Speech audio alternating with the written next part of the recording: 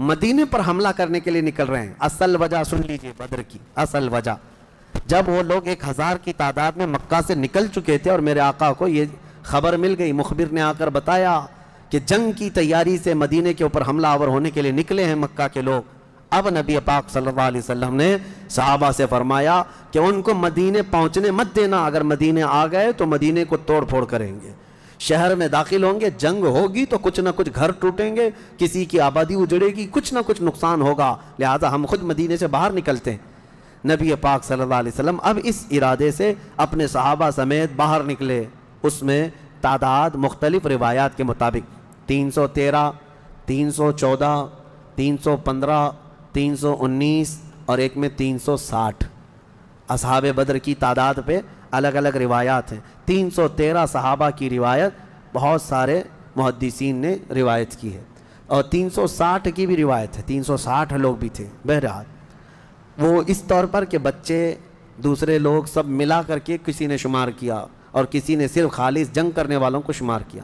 اس میں سارے بڑے بڑے اجلہ صحابہ ہیں, سیدنا ابو بکر صدیق, سیدنا عمر فاروق, سیدنا حیدر کرار, علی مرتضیٰ رضی اللہ تعالیٰ, دیگر اصحاب. ہاں, حضرت عثمان غنی رضی اللہ تعالیٰ عنہ اس میں شامل نہیں تھے. اس کی وجہ یہ تھی کہ حضور صلی اللہ علیہ وسلم کی بیٹی حضرت رقیہ بیمار تھیں, مدینے میں تھی. نبی پاک صلی اللہ تعالیٰ علیہ وسلم نے حضرت عثمان سے کہا کہ تم اپنی اہلیہ میری بیٹی کی تیمارداری میں رہو, تمہیں بدر میں شریک ہونے کا برابر ثواب دیا جائے گا. حضرت عثمان غنی مدینے میں تھے. اسی وجہ سے آج بھی اصحاب بدر کے ناموں کی جب تلاوت ہوتی ہے نا, تو حضرت عثمان کا نام بھی اس میں آتا ہے. وہ اگرچہ جنگ میں گئے نہیں تھے, لیکن اسماء بدر میں ان کا نام شامل ہے.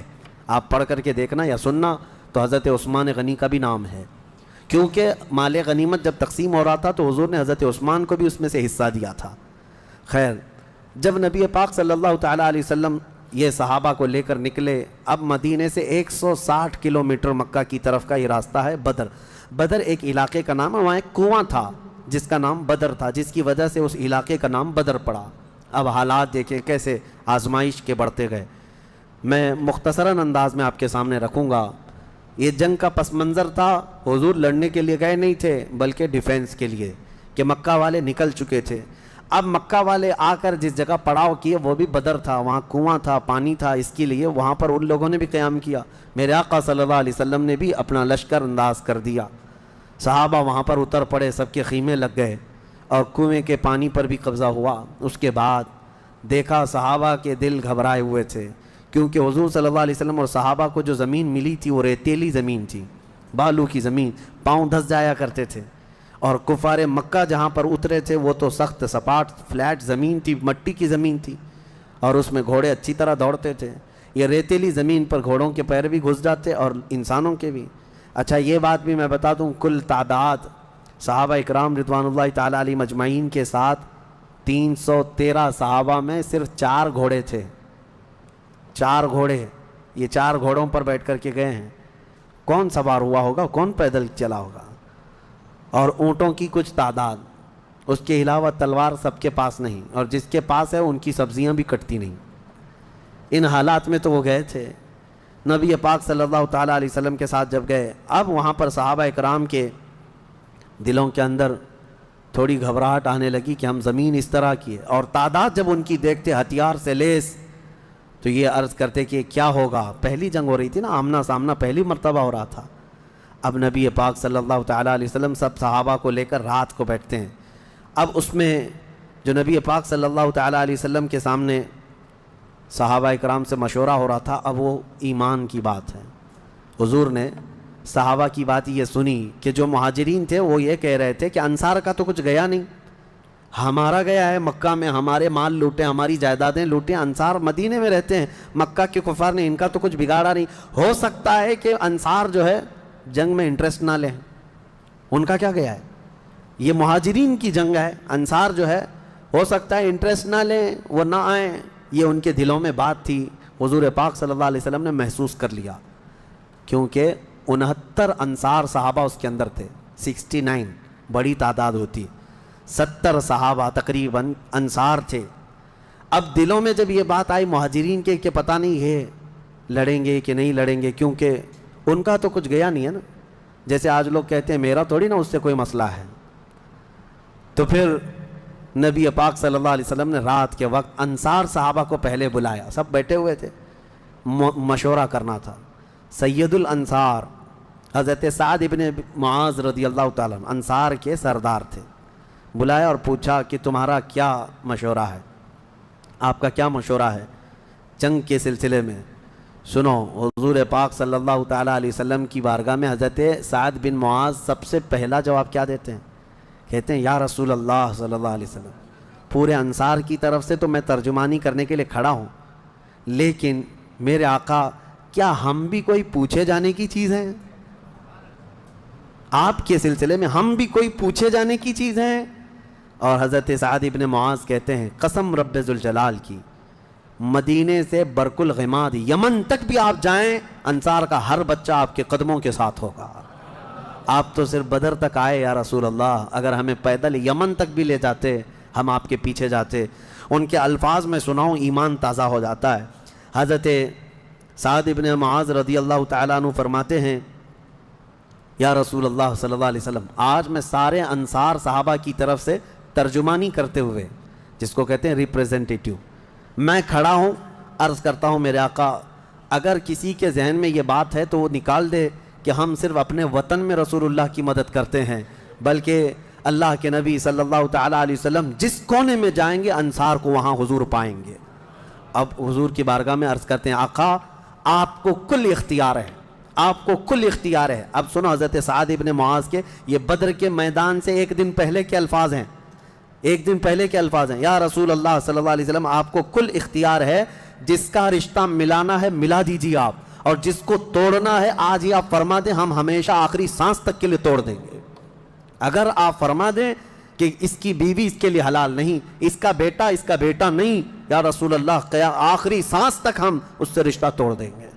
یہ بدر میں جانے سے پہلے حضرت سعد ابن معاذ کہتے ہیں جس کا رشتہ آپ ملانا چاہیں میرے آقا ملا دیں، اور جس کا ختم کرنا چاہتے ہیں توڑ دیں، اور جس کو موجودہ حالات میں رکھنا چاہتے ہیں میرے آقا پسند فرما لیں، اور ہمارے مال آپ کے لیے حاضر ہیں یا رسول اللہ، اور ہمارے جس قدر منشا ہو قبول فرمائیں۔ ہاں حضرت سعد ابن معاذ کہتے ہیں ہمارے پاس جو کچھ بھی ہے یا رسول اللہ یہ ہمارا مال حاضر ہے۔ اب یہ دیکھو ادب کے الفاظ، حاضر ہے یا رسول اللہ، جتنا آپ کو چاہیے ہمارا پورا مال قبول کر لیں اور جتنا چاہے چھوڑ دیں، اور قسم رب ذوالجلال کی جو آپ نے چھوڑ دیا وہ دنیا کی سب سے بری چیز ہے ہمارے لیے، جو آپ نے قبول کیا وہ ہمارے لیے سب سے عمدہ چیز ہے۔ یہ بدر کے میدان میں حضرت سعد ابن معاذ رضی اللہ تعالیٰ عنہ کی تقریر چل رہی ہے، اور اس کے بعد حضور پاک صلی اللہ تعالیٰ علیہ وسلم کی بارگاہ میں یہ کہتے ہیں یا رسول اللہ قسم اس رب ذوالجلال کی جس نے آپ کو سچی نبوت کے ساتھ بھیجا، اللہ کی قسم اگر آپ ہمیں حکم دیں سمندر کو چیر کر نکل جانا ہے، رب ذوالجلال کی قسم یا رسول اللہ انصار کا ہر بچہ سمندر میں کود پڑے گا۔ یہ بدر سے پہلے کی تقریر۔ اب ان کی تقریر سن کر حضور بڑے خوش ہوئے، میرے آقا صلی اللہ تعالیٰ علیہ وسلم نہایت ہی خوشی کا اظہار فرماتے ہیں، اور اس کے بعد پھر حضرت مقداد بن اسود ایک صحابی ہیں کھڑے ہوتے ہیں، پوچھا یا رسول اللہ صلی اللہ علیہ وسلم آپ صحابہ سے مشورہ لے رہے ہیں کس بات کا؟ کہا جنگ ہونا چاہیے نہیں ہونا چاہیے؟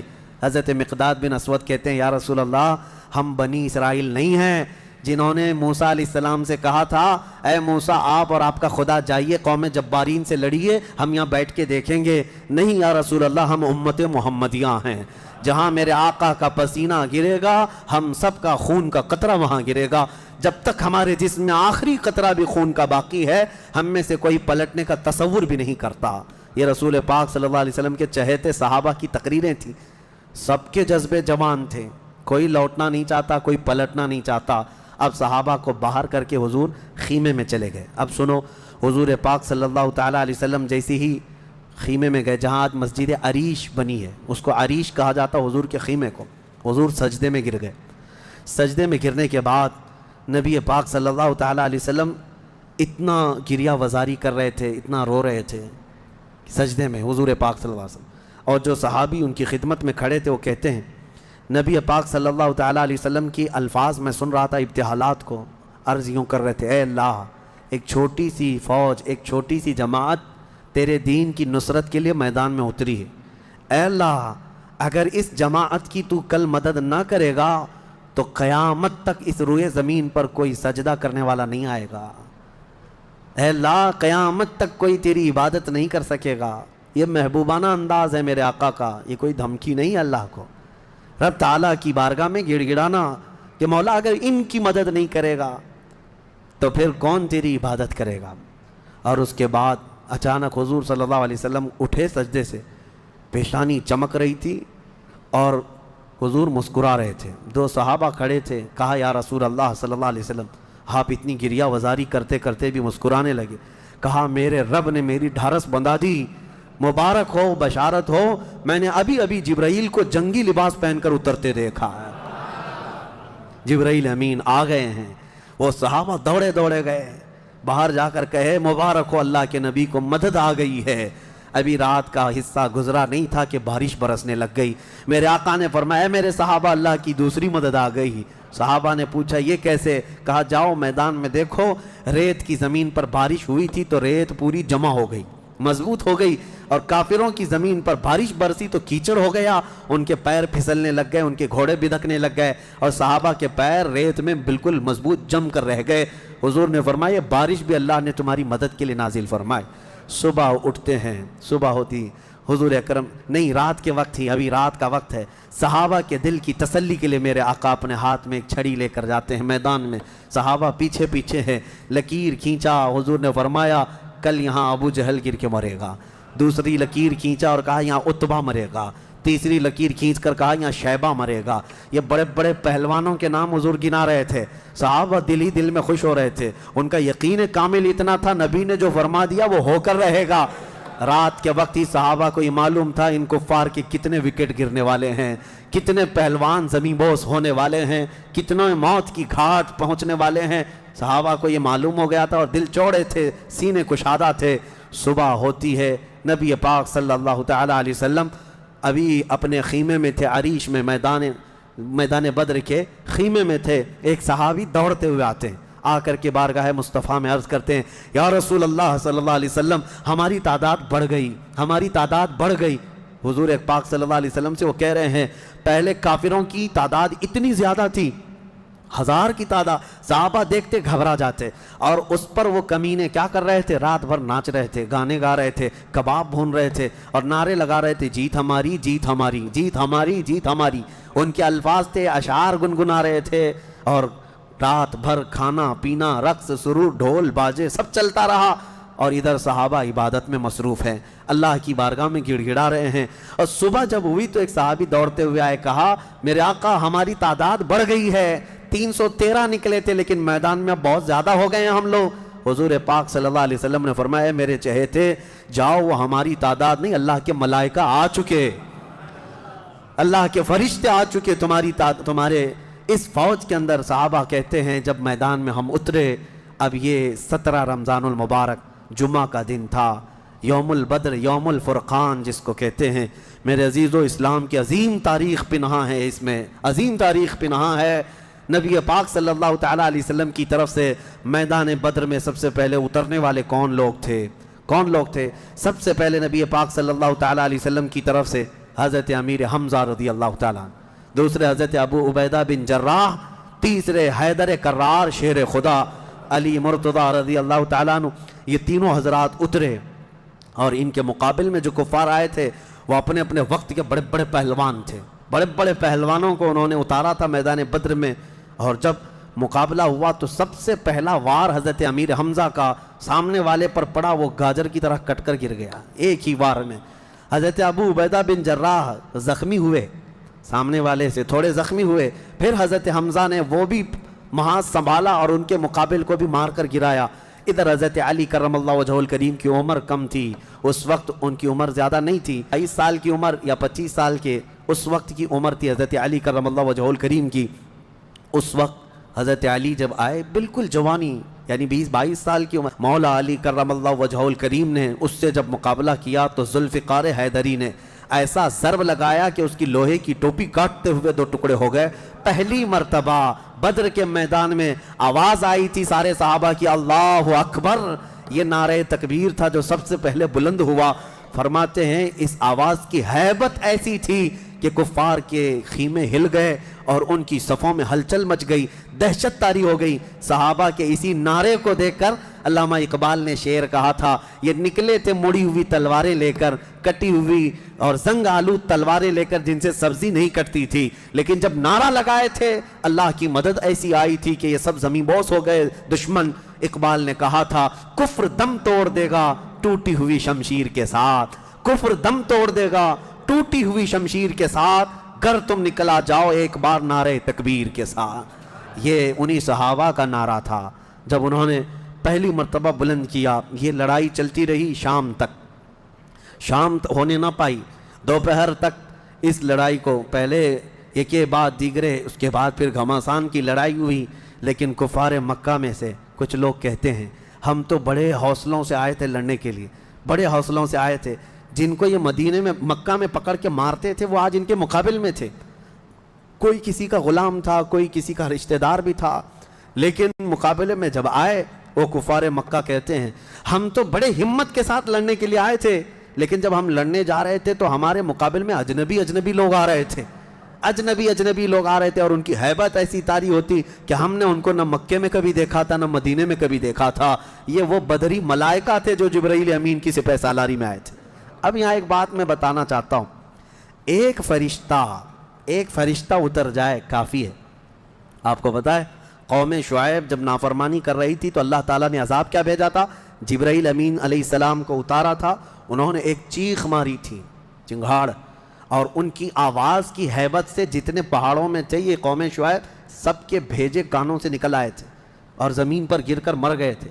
تو یہاں جبرائیل امین اکیلے آ جاتے، صرف آواز لگاتے، کسی کو تلوار اٹھانے کی بھی ضرورت نہیں، یہ 1000 پورے کیڑے مر جاتے۔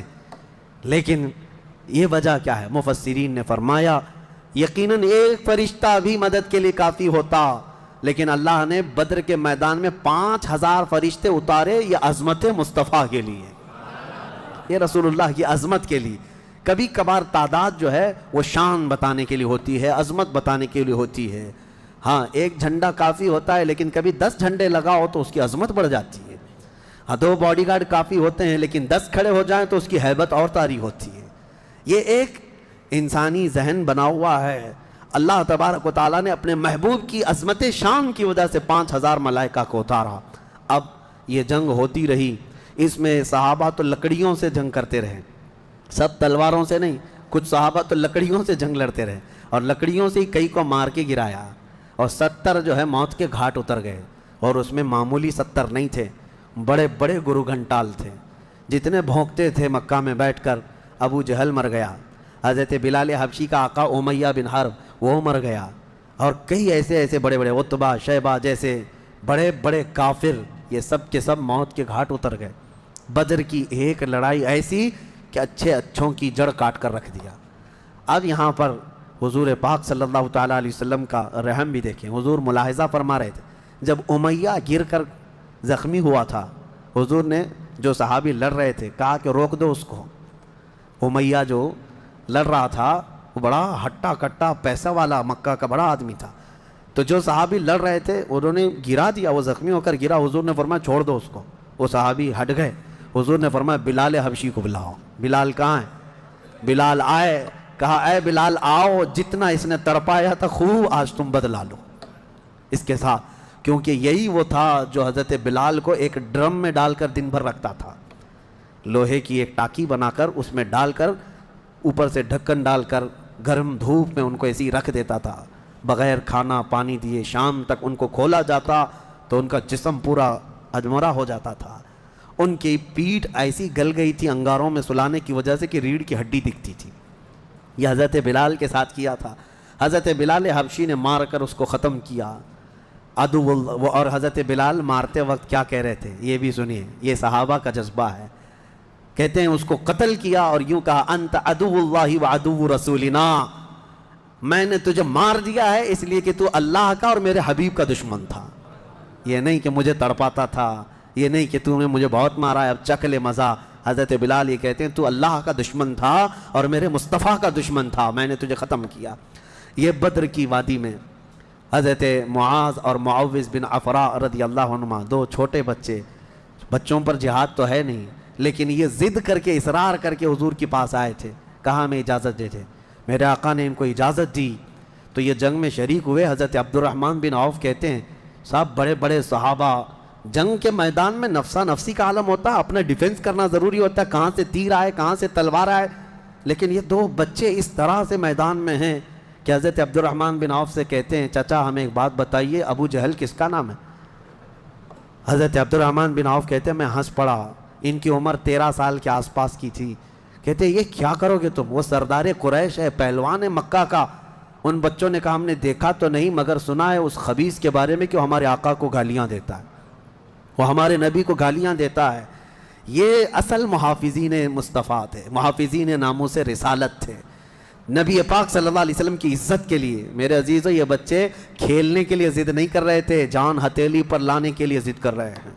حضور پاک صلی اللہ علیہ وسلم کی بارگاہ میں آئے اور اس کے بعد حضرت عبد الرحمن بن عوف کہتے ہیں میں ابھی بات چیت کر ہی رہا تھا کہ ابو جہل سامنے گھوڑے پر بیٹھا جا رہا تھا، میں نے اشارے سے بتایا وہ دیکھو وہی مردود ہے جو گھوڑے پر جا رہا ہے۔ یہ دونوں بچے چیل کی طرح جھپٹ گئے اس کی طرف اور بھاگتے ہوئے اس کی طرف گئے۔ ابو جہل کو یہ ایکسپیکٹیشن ہی نہیں تھا، یہ امید ہی نہیں تھی کہ اس کے مقابل میں کبھی کوئی بچہ آ سکتا ہے۔ غرور و تکبر میں ہمیشہ وہ سوچتا تھا بڑے بڑوں سے ہی لڑنا ہے ہم کو، اور دیکھا تو چھوٹے بچے آئے، ایک بچے نے گھوڑے کی ٹانگ پر تلوار ماری، ابو جہل نیچے گر گیا، گھوڑا بھی گرا وہ بھی گرا، اور جیسے گرا دونوں اس کے سینے پر چڑھ کر بیٹھ گئے، سینے پر چڑھ کر بیٹھ گئے اور گردن پر تلوار رکھی۔ تو جانتے ہیں ظالم یہ زمانے بھر کا بڑا گستاخ اور گستاخوں کا باپ کیا کہتا تھا، عربی میں شعر کہہ رہا ہے اس وقت، کہتا ہے میں عرب ہوں موت سے ڈرتا نہیں، میں عرب ہوں موت سے ڈرتا نہیں، لیکن افسوس مجھے اس بات کا ہے کہ میرے مقابل کا آیا نہیں۔ اس کو افسوس یہ ہے کہ مجھے کوئی پہلوان نے مارا نہیں، مجھے چھوٹے بچے مار رہے ہیں۔ اور بعض لوگوں نے کہا کہ اس کی یہ خواہش تھی، کہا کاٹنا ہے تو گردن تھوڑا نیچے سے کاٹو، کیونکہ سب کٹے ہوئے گردنیں رکھی جائیں تو میری گردن تھوڑی اونچی دکھے۔ غرور و نخوت کبھی نہیں جاتا، گھمنڈ و تکبر کبھی نہیں جاتا۔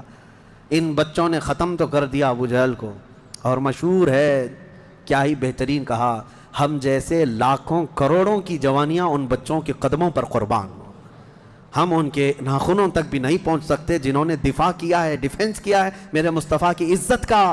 اوروں نے کافروں کو مارا ہوگا، ان بچوں نے تو پورے کفر کو مارا ہے۔